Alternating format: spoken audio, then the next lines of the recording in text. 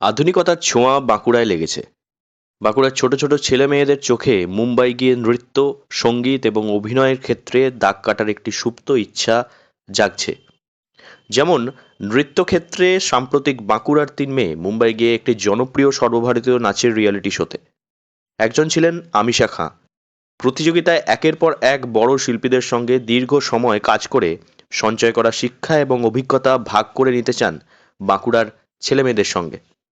আমিশার বাঁকুড়া থেকে মুম্বাই যাওয়ার অভিযানটাও সহজ ছিল না।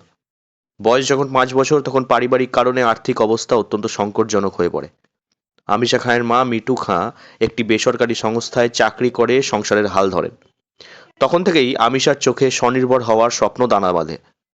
নিজেও একসময় বেসরকারি একটি হাসপাতালে কাজ করতেন। সেই কাজ ছেড়ে দিয়ে বর্তমানে সম্পূর্ণভাবে নাচের প্রতি মনোযোগ দিয়েছেন তিনি। আমিশা খাঁ জানান, তখন থেকে আমি স্কুলের ব্যাগ নিই, তখন থেকে ঘুঙুরের ব্যাগ নিয়ে আমি শুরু করেছিলাম।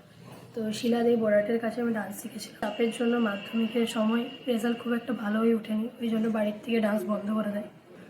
আমি যেতে পারবো, কিন্তু এত বড় স্বপ্ন মধ্যবিত্ত ঘরের হয়তো পূর্ণ হবে কিনা আমি ভাবিনি।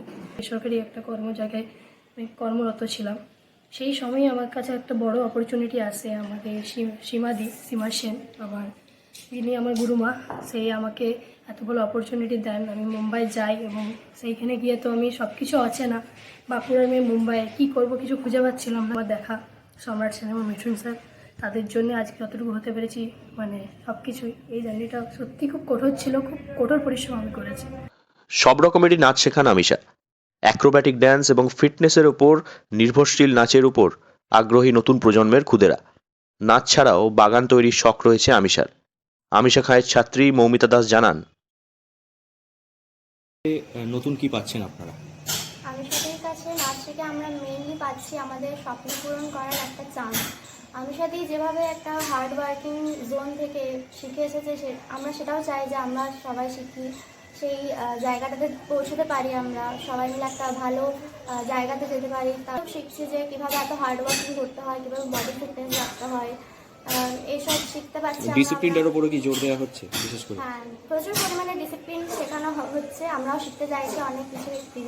অনেক সময় সহজ হয় না চাকরি ছেড়ে নিজের স্বপ্নকে তাড়া করা। মাস মাইনের নেশা ত্যাগ করা কঠিন হলেও অসম্ভব নয়।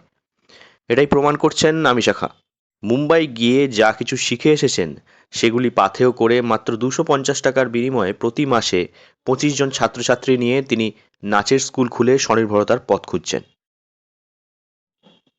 বাঁকুড়া থেকে নীলাঞ্জন ব্যানার্জি রিপোর্ট, লোকাল 18 বাংলা।